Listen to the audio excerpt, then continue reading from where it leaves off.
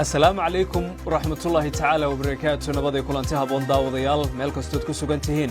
كسو دوادا وروحان idinka hayna guud ahaan caalamka iyo dhulka ay Soomaalidu degto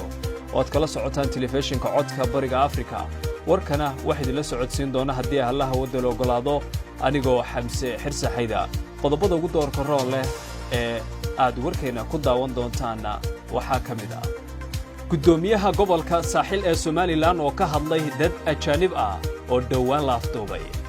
dalka Jarmalka oo qaabilay qaxoonti Soomaali ah oo laga qaaday jigjiga iyo doolacado madaxweynihii hore ee dawlad deegaanka Soomaalida oo dacwadiisu dib u bilaamatay iyo maxkamadda oo eedeysanayaal cusub waran qabasho ah u jartay dagaal ciidamada dawladda Soomaaliya iyo al-shabaab ku dhexmaray deegaanka Sanguni iyo ciidamada dawladda oo ka hadlay hawlgallo kale oo ay qaadeen